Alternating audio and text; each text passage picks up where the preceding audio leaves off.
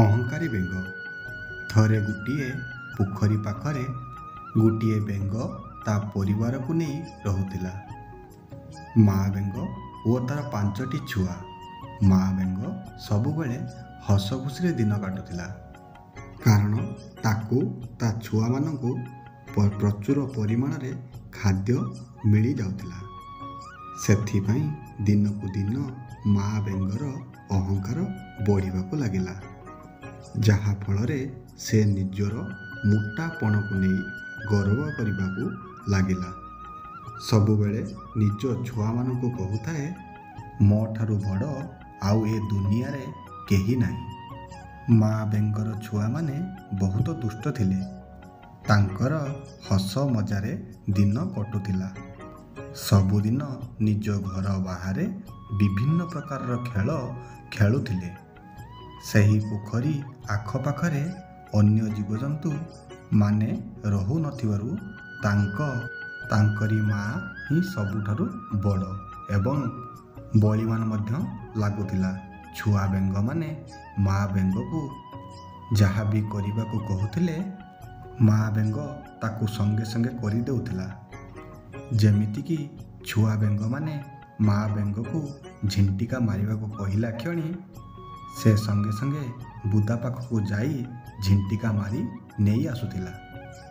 ସେଥିପାଇଁ ଛୁଆମାନେ ମାଆକୁ ତାଙ୍କର ବେଶୀ ମାନୁଥିଲେ। ଛୁଆ ବେଙ୍ଗମାନେ ଦିନେ କହିଲେ, ଆମେ ଗୋଟିଏ ଜାଗାରେ ଖେଳି ଖେଳି ଆଉ ଏ ଜାଗା ଭଲ ଲାଗୁନାହିଁ।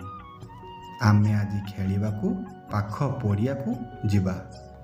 ମା ବେଙ୍ଗ କହିଲା, ହଉ ଠିକ୍ ଅଛି, ତୁମେମାନେ ଯାଅ, କିନ୍ତୁ ଦୂର ବାଟକୁ ଯିବନି ଆଉ ଘରକୁ ଶୀଘ୍ର ଫେରି ଆସିବ। ମା ପାଖରୁ ଏକଥା ଶୁଣି ଛୁଆ ବେଙ୍ଗମାନେ ବହୁତ ଖୁସି ହୋଇଗଲେ। ମନ ଖୁସିରେ ଡେଇଁ ଡେଇଁ ପାଖ ପଡ଼ିଆ ପାଖକୁ ଚାଲିଗଲେ। ସେଠି ନିଜ ପସନ୍ଦ ମୁତାବିକ ଖେଳିଲେ, ବୁଲିଲେ ଆଉ ବହୁତ ମଜାମସ୍ତି ମଧ୍ୟ କଲେ। ଛୁଆ ବେଙ୍ଗମାନଙ୍କ ଭିତରୁ ଖେଳୁ ଖେଳୁ ନିଜ ଭାଇ ଭଉଣୀମାନଙ୍କ ଠାରୁ ଅଲଗା ହୋଇଗଲା। ସେ ଡେଇଁ ଡେଇଁ ବିଲ ଆରପଟକୁ ଚାଲିଗଲା। ହଠାତ୍ ତା ସାମ୍ନାରେ ଗୋଟିଏ ବଳଦ ଦେଖିଲା। ବଳଦଟି ସେହି ପଡ଼ିଆରେ ଘାସ ଚରୁଥିଲା। ଛୁଆ ବେଙ୍ଗଟି ତା ଆଖି ଖୋଲିବା ଦିନଠାରୁ ଏପରି ଏକ ବଡ଼ ଓ ମୋଟା ଏବଂ ଭୟାନକ ଜୀବ କେବେ ଦେଖିନଥିଲା। ବଳଦର ହମ୍ବାରଡ଼ି ଶୁଣି ସେ ଭୟଭୀତ ହୋଇଗଲା। ଭୟରେ ଥରିବାକୁ ଲାଗିଲା ଏବଂ ଆଖି ପିଛଳାକେ ତା ଭାଇ ଭଉଣୀ ପାଖରେ ଯାଇ ପହଞ୍ଚିଲା। ଛୁଆ ବେଙ୍ଗଟିର ଭୟର ମୁହଁରୁ କଥା ବାହାରୁ ନଥିଲା। ଅନ୍ୟ 4 ଭାଇ ଭଉଣୀମାନେ କ'ଣ ହୋଇଛି ବୋଲି ପଚାରିଲେ। ଛୁଆ ବେଙ୍ଗ କହିଲା, ସେହି ପଡ଼ିଆ ପାଖରେ ଗୋଟିଏ ବହୁତ ବଡ଼ ଜୀବ ଅଛି। ସେ ମୋତେ ମାରିବାକୁ ଗୋଡ଼େଇଲା। ଏକଥା ଅନ୍ୟ ବେଙ୍ଗମାନେ ଶୁଣି ହସିବାକୁ ଲାଗିଲେ। ସେମାନେ ଭାବିଲେ, ନିଶ୍ଚିତ ଏ ଆମ ସହ ଥଟ୍ଟା କରୁଛି। ତେଣୁ ସେ ଛୁଆ ବେଙ୍ଗଟିକୁ ତା ଭାଇ ଭଉଣୀଙ୍କୁ ସେହି ଭୟାନକ ଜୀବ ପାଖକୁ ନେଇଗଲା। ଦୂରରେ ଥାଇ ଅନ୍ୟ ଛୁଆମାନେ ମଧ୍ୟ ସେହି ବଳଦକୁ ଦେଖିବାକୁ ପାଇଲେ।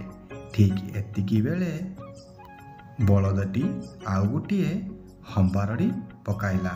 ବଳଦର ହମ୍ବାରଡ଼ି ଶୁଣି ଆଉ କ'ଣ ସେ ଛୁଆମାନେ ରହନ୍ତି, ନିଜ ପ୍ରାଣ ବଞ୍ଚାଇ ସିଧା ଘର ଆଡ଼େ ଧାଆନ୍ତି। ଧାଇଁ ଧାଇଁ ସେମାନେ ଘର ପାଖରେ ପହଞ୍ଚିଲେ ଏବଂ ମାଆକୁ ସବୁ କଥା ଶୁଣେଇଲେ। ମା ବେଙ୍ଗ ତ ଖୁବ୍ ଅହଙ୍କାରୀ। ମା ବେଙ୍ଗ ମୁହଁ ମୋଡ଼ି ଦେଇ ହସି ହସି କହିଲା, ଏଇ ଗୋଟିଏ କଥା, ସେ କ'ଣ ମୋ ଠାରୁ ବଡ଼ ହୋଇଥିବ?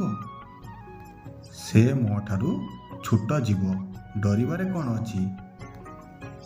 ମା ବେଙ୍ଗଠାରୁ ଏହି କଥା ଶୁଣି ଛୁଆମାନେ କହିଲେ, ନାଇଁଲୋ ମା, ସେ ତୋ ଠାରୁ ବହୁତ ବଡ଼।